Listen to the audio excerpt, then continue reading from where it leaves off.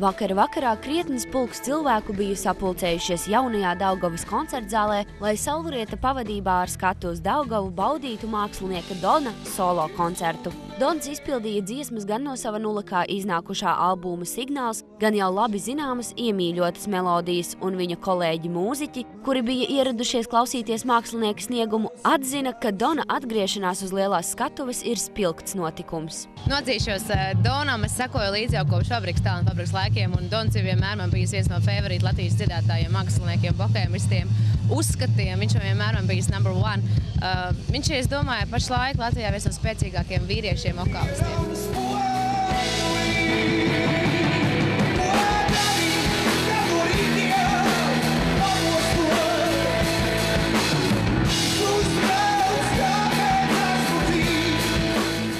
Dons, manuprāt, jau tagad ieslēdz albumu, skan ļoti dzīvi, kas man ļoti patīk. Viņam nav nekā lieka un var dzirdēt arī tādus pamatus no tādas vecākas mūzikas.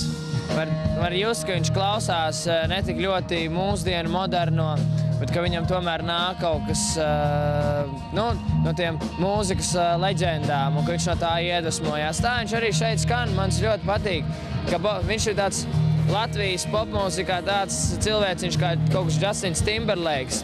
Varbūt ne tik popsīgs, bet tāds, kurš, kad ienāk popmūzikā, tad jūt, tagad kādu laiciņu būs baigā foršā kvalitāte. Viņš jau visu laiku bija nomodā, man liekas, viņš jau nekad nesnauda. Viņš tikai kabāja šahu? Ne, viņš tagad tikai sāka. Grupai pār ir konkurence. Tā brīvā daba, kad tu jūti vēju, tu redzi Daugavu, protams, tas jau ir izteikts nosaukumā vietas. Īstenībā ļoti patīkama atmosfēra un ir ļoti liels prieks, ka es kopā ar māsi ieradusies. Māsām?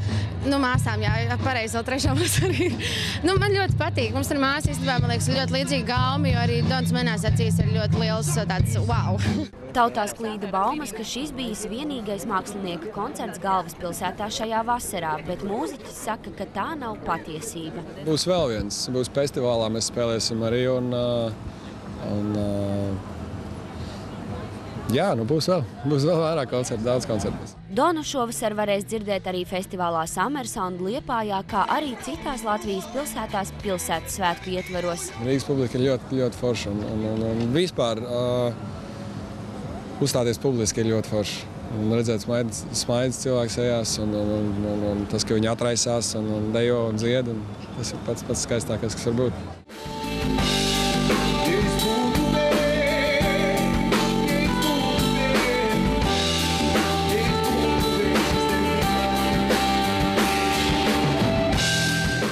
Rūta Čivča, Renārs Muskars, Labvakar, Latvija!